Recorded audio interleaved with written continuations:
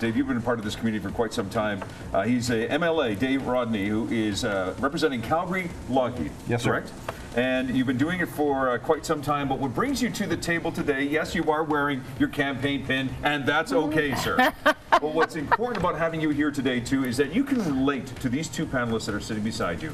Of course, we've talked about the amazing effort that Cheryl is about to undertake in a few weeks. Actually, a few weeks, almost like a couple months, eh? A couple months, yeah. But what was your first motivation? You did Kilimanjaro first. No, I actually You skipped ahead and just decided to go Everest. Yeah, first. 99 and 2001 were the first two chances that I had to climb. I learned a great deal from this man. The answer to the question, why, I think it was Sir George Lee Mallory in the 1920s that kept being asked by fine members of the press, why is it that you go? And they couldn't understand it because, let's face it, different people have different comfort levels, right? That's you up there? Well, and that was a comfort level sitting on top of 29,035 feet. The first one was 1999.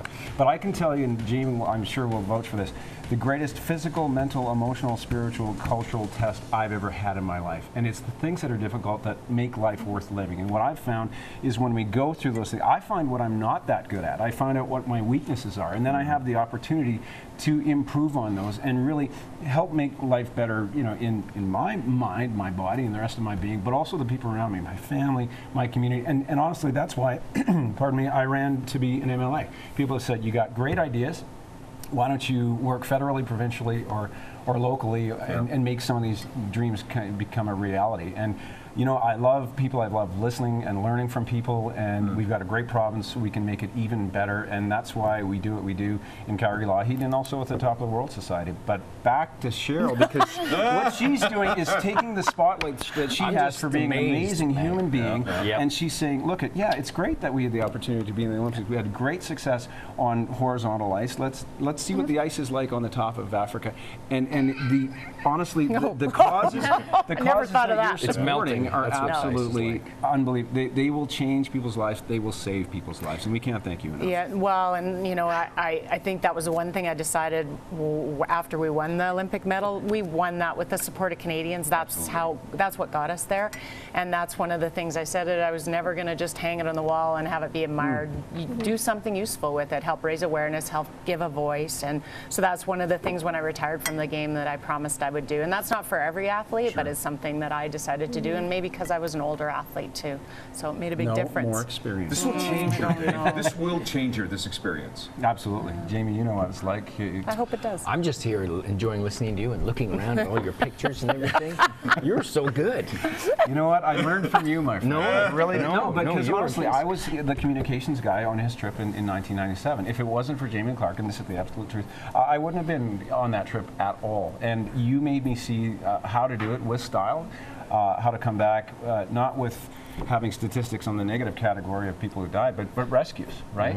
And making a difference. I mean, I remember all that equipment that we went with, we distributed on the way down because we had cell phones and what else? Solar panels, generators, and we gave them to our incredible Sherpa friends who helped us to live our dream. And that was, I believe, your idea, and I've been copying it since and passing it on. Look at that. And now it's her turn. But you've not only done it once, Everest, you've done it twice. So has he. I don't know how many Canadians there are. There's a few. It's pretty common. But what makes you? It's pretty common. Once you've accomplished it once, though. Jamie, it's pretty. There's been a few. It's pretty What common. makes you want to do it Everybody's twice? doing it. Yeah. So she's I asking forgot some stuff up there. my wall. You had to go back. dropped You didn't my get the cell right phone. picture. You wanted to My go back and get a better cell picture. Let's go back. Well, and there's as many they are. motivations to climb as there are climbers, and sometimes, as we know, it's related to a charity and that sort of thing. But there's often a personal thing, and I just wanted to see if I could do it. I grew up in Saskatchewan. You're not supposed to be able to climb mountains, but sadly, Because there aren't any. No, Sorry. no,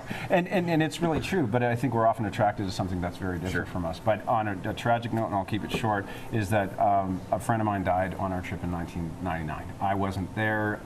I found out the next day. There's nothing I could have done. But wow, talk about turning a dream into a nightmare for everyone, especially him and his family, obviously. And so when two friends of mine said, Dave, we know that you learned a lot about success and safety up there. Can you help us? And they were hoping to be the first father-son Canadian team. In fact, they didn't care about being the father-son. They just wanted to climb it ever since he was a little boy. And I thought, darn it, if I don't go back there and share what I've learned about not only success but safety, then shame on me. So we went and we had a textbook climb. You never heard about it because we actually had nothing but success that time. And that's, I mean, you want to be there for your friends. You want to, you know, help them to be safe. You want to have a great time, but you want to come back alive. That's the priority. Well, Dad of 2, Dawson and Evan, yes. They were not born at the time, and I don't know that I could go if they had. So here's the question. It's different. What would you suggest to them if they said to you, Dad, we're thinking about doing this climb? You've got kids too, you know what it's like, and we can't pick what our kids are going to do, right? No. I would want them maybe to be a curler, and I'm not being cute. What would you say to them, though? Don't skirt this, Dave. What would you say? I don't skirt questions. I would say, honestly, whatever you want to do, let's be smart about it. Let's be as intelligent, let's be as informed as we possibly can, because if you're going to go, if you feel that call, that mission, the vocation, something that's bigger than you that you just got to try, it's up to me to try to help you. Now, we can also give you other options. Whether Curling. Like curling. Something on the ground. I mean, well, Soccer. Yeah. tennis or golf, or maybe they're great in the arts, or maybe they're great as an accountant. Who knows? But let's find out what their strengths are. Let's have them answer their call, and let's help them along the way. Yeah. What do you say, Jamie? Well, Dave, thanks for throwing me under the bus. No, because, what? What are I you talking did about? climb Everest for the second time with kids. Yeah. You had kids, I had but they children. weren't on the yes. trip. So now you've conjured They up weren't a on great the deal trip. of. No, but you're. No, my kids were on the trip. My kids They came. didn't go to the top. Not to the. My kids were. They were in his backpack. 9 and 7. I say, shh, don't tell anybody. Look at the view. But that's an individual choice, right? And you were comfortable with it. Well, I wasn't. I was No? conflicted for certain. So I spent time with don't my doubt it. family in the valley, and they jumped in a helicopter and flew out, and I stood there in a yak paddock and cried, and had a come to Jesus moment. What kind of egomaniacal jerk are you? I mean, that's the truth of it. To do something of significance like that, climbing Mount Everest is an absolutely useless activity on the surface, and maybe even when you dive deeply into it. So there has to be a certain ego that drives you there in the first place. And then to have family and go and do it, which I did, really, well, it was, like I say, I had to really re-examine. And after that expedition, I had a talk with my kids, and they were basically at an age where they could understand what I was up to. I mean, it almost, the pursuit of that goal almost cost me my marriage, certainly almost cost me my life a few times, That sounds like- almost cost me a relationship with my kids. So they called me on the spot and said, hey, Dad, we don't want to build a memorial for you. Right. And I was like, I was actually making pancakes at the time, and I was like, and so then I retired. So I wish I could say I had that wisdom and foresight that Dave had in advance. It took, I'm a slow learner and something of a jerk. underestimates it. So I had to go through that experience. But I think that the spirit of adventure is one that I think resonates in all of us. Yeah. And so for our family now, the adventure is more family focused rather than Dad disappearing for 3 months at a time. But what if your kids said they wanted to climb Mount Everest in a few years? They would be forbade and be duct taped to the basement. I wouldn't get out of the That's house. one way to deal with There's it. no damn way they're You climbing can that. relate a little bit to what he's saying. Absolutely. Those moments. Absolutely, and we all have them. And if we don't pay attention to them, then shame on us, right? Yeah. So, I think what we need is the spirit of adventure. We've got to risk, because all of life is risk. We can't risk-proof our kids. It's not right. But it's incumbent upon us, and I know I've said it before, but to really open the world up to them, to see that there's so many different options out there, so that they can discover not just, I'm going to pick that goal because it's the biggest mountain in the world. What is going on? What is your motivation? That's a bigger question for me. And there's different things to do with our lives, whether they have to do with athletics or anything else.